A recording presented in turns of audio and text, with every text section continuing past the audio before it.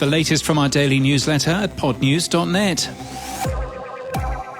Apple has posted a new page explaining how automated downloads work on Apple Podcasts. The page explains what automatically gets downloaded, when a podcast stops being auto-downloaded, how Apple Watch works, and cautions that automated downloads may lead to an incomplete view of listener behavior in third-party analytics, we'd guess, and it recommends Apple's own analytics. Sheep Podcasts took place over the weekend. We're looking forward to reading blogs and posts about it. But we link to today a snapshot of the top 10 podcasts according to the Podcast Consumer Tracking Report from Edison Research, split by men and women. It made Ariel Nissenblatt glum. AdLarge has published their 2021 podcast buying guide containing guidance and context for advertisers wanting to benefit from podcasts. It's a free download. You'll find that linked from our show notes and our newsletter today. TargetSpot achieved revenues of €12.3 million, which is $14.2 million in the first half of the year. That's a year-on-year increase of 56%, led by the US, which was up 72%.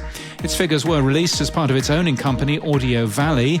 It posted a €0.4 million loss after a 60% increase in staff costs.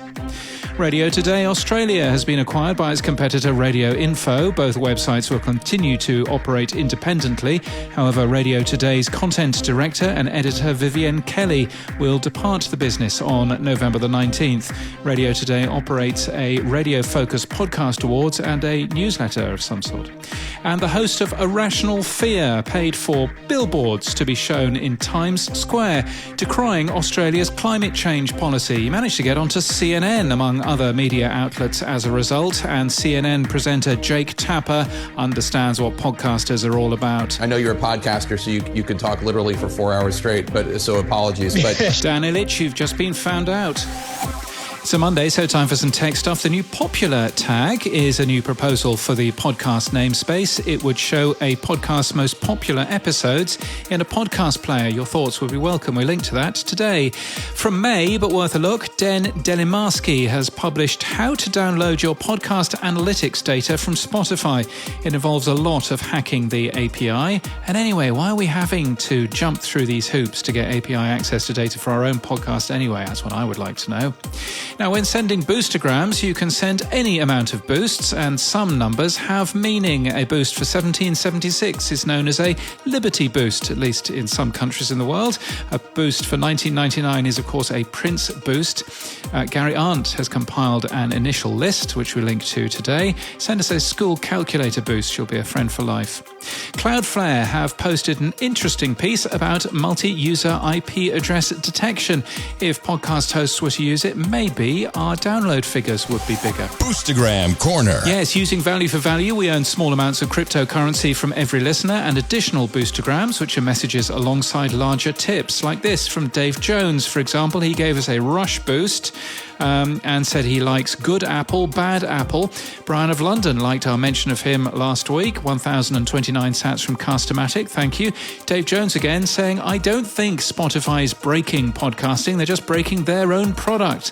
Their podcasting strategy, Dave says, looks increasingly fragmented and hard to understand. When their attempt to wall the garden fails, like it always does, the open RSS ecosystem will still be here ticking along because information wants to be free and audio wants to be heard. Thank you, Dave, for the 21,138 sats from Castomatic.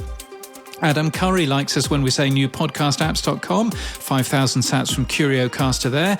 Medus says Podnews is the first show they listen to every weekday. Thank you for the 2,000 sats from Fountain. And thank you for listening to us every weekday.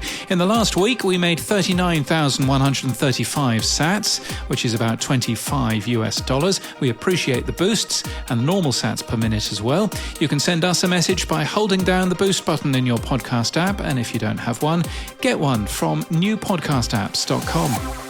And in podcast news, Rule Benders is the first branded podcast from Samsung featuring people who have defied convention and redefined what's possible. It's made by Acast Creative in Australia.